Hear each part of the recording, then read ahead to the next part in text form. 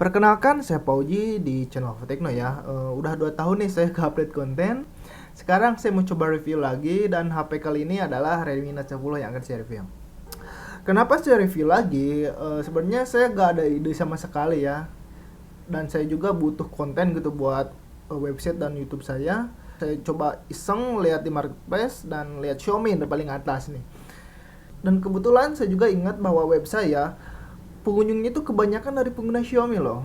Jadi saya penasaran apakah bagus gitu dari segi views.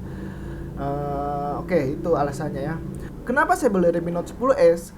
Karena ada di paling atas dan penjualannya juga cukup banyak ya. Tadinya saya mau beli Redmi 10 ya, bukan Redmi Note 10s. Tapi karena saya lihat di YouTube, benchmarknya itu beda jauh. Redmi 10 itu sekitar 150-an atau 200 ya, dan Redmi Note 10s itu 300.000 skoran tentunya ya. Dan harganya itu beda tipis, tapi performanya 2 kali lipat. Jadi saya pilih Redmi Note 10 aja.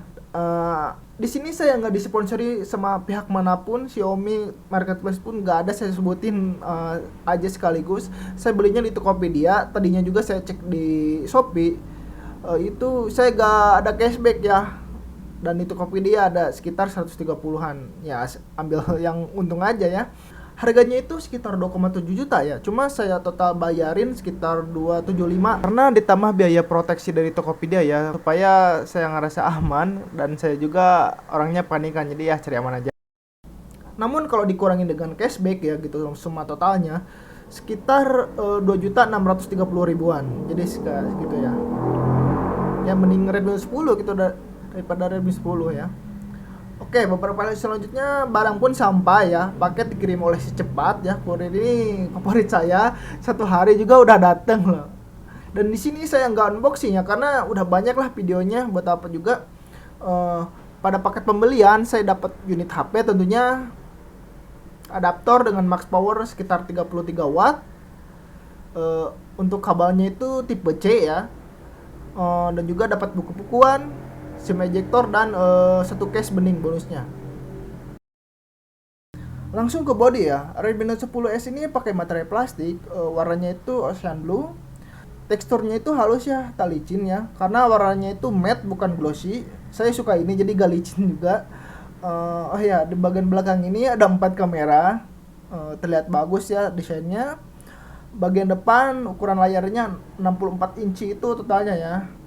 Panel yang dipakai itu AMOLED dengan resolusi 1080p. Jujur ini pertama kali saya pakai HP AMOLED ya, dan saya tak suka karena warnanya itu terlalu gimana ya? Terlalu hitam banget. Putih terlalu putih banget ya, dan warnanya itu vibrant. Ini saya gak cocok. Saya lebih suka dengan layar IPS.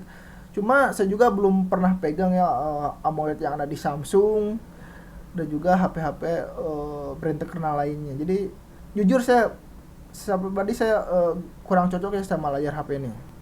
Tapi untuk kayak sosial media kayak Instagram, Facebook itu udah cukup lah untuk layarnya ya. Di samping kiri bersih ya, cuma ada SIM tray yang mendukung micro SD. Di samping kanan ada tombol volume dan tombol power ya, dan tombol powernya ini dibekali dengan fingerprint sensor. Ini saya suka ya karena paling mudah kita jangkau ya oleh tangan. Nah, di bagian atas ada sensor remote dan juga speaker. Di bagian bawah ada slot jack, slot USB Type C, mic dan juga speaker. Ya, memang ada 2 speaker. Ini menarik sih. Jadi saya coba juga putar musik ya di ruangan sempit itu suaranya dibesar loh. Dan untuk kualitas suaranya Anda bisa menilainya sendiri.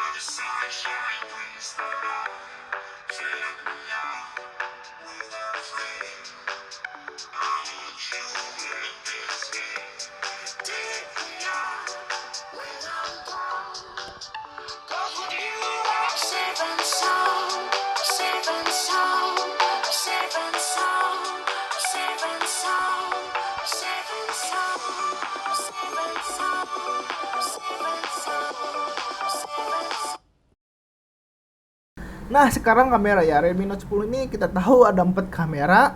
Yang utamanya itu 64 megapiksel yang bertugas sebagai wide kamera. Ada 8 megapiksel sebagai ultra wide, 2 megapiksel untuk makro, dan 2 megapiksel untuk kamera depth. Menurut saya kualitas kameranya cukup lah untuk harga 3 jutaan. Emang standar HP seginian udah cukup seginilah. Namun Anda bisa menilainya sendiri juga ya.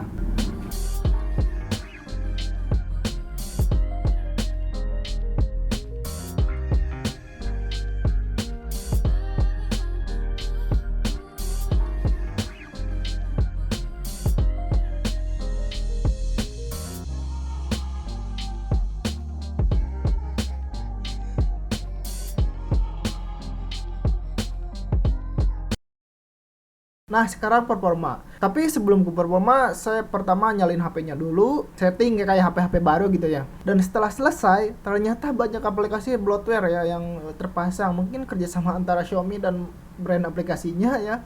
Dan saya lihat sisa storage-nya itu sekitar 45 GB dari 64.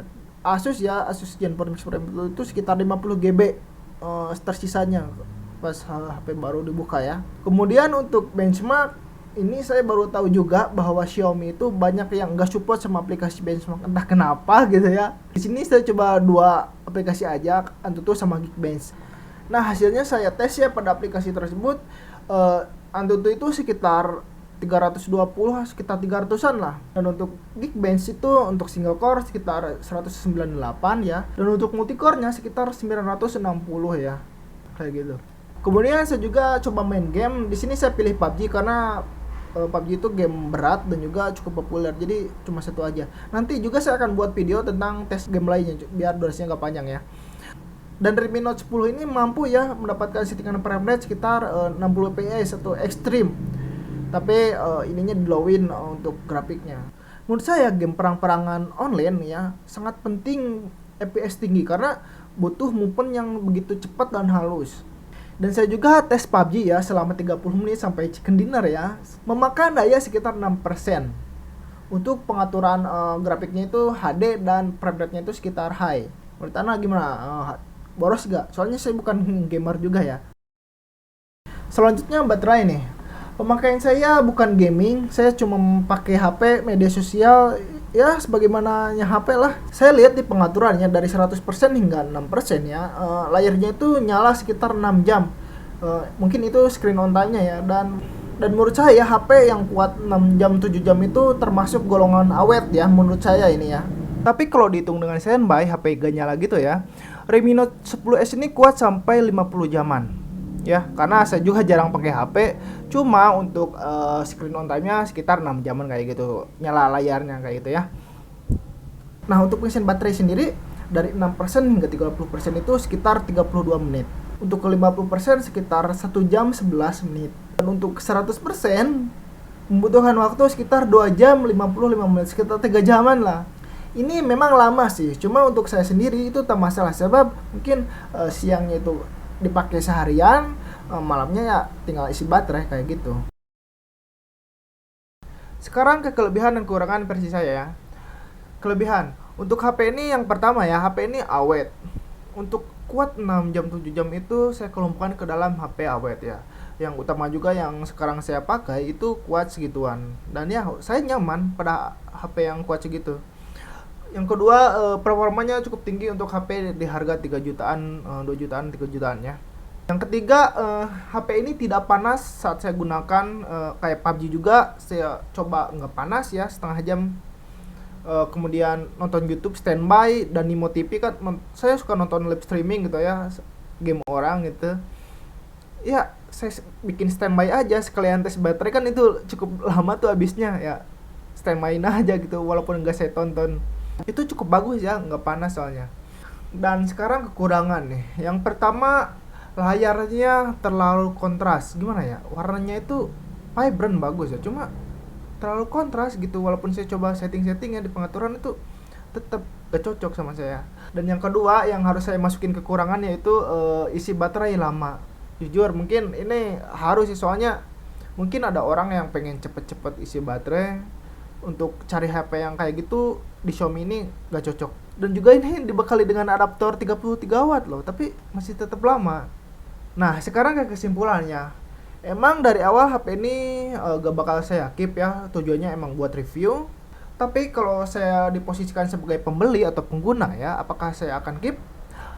Saya jawab enggak, karena dari layar tadi yang membuat saya nggak cocok, dan itu deal breaker buat saya. Dari layar sih. Dan juga saya harus jujur ya, saat review saya merasa emang gak total ya, karena udah males dari awal. Ini bukan karena Xiaomi-nya ya, cuma saya merasa pegang HP pun jarang gitu ya. Saya 90% gitu ya, pekerjaan saya kayak hiburan ataupun nulis-nulis itu di PC semuanya. Sosial media pun saya di PC. Kalaupun keluar juga, keluar kan palingan buka media sosial sama WhatsApp doang gitu. Jarang ngegame juga gitu sama teman-teman. Kalau ngumpul lebih suka ya kayak gitu. Yang pasti kedepannya saya akan tetap review produk-produk yang bakal saya pakai aja ya. Macam PC, mungkin hardware PC akan saya kalau beli saya review aja gitu. Kayak mic mungkin nanti akan saya beli juga buat live streaming, kayak buat video tutorial di channel saya. Nah itu saya bakal tetap update tuh tutorial, karena saya ngerasa suka buatnya, gampang juga gitu. Walaupun viewsnya dikit, tapi saya rasa nyaman aja gitu buatnya, saya rasa ngebantu orang gitu ya. Jadi intinya itu saya akan update tapi tentang teknologi yang akan saya pakai aja kayak gitu ya. Ya, mohon maaf nih atas kekurangannya ya.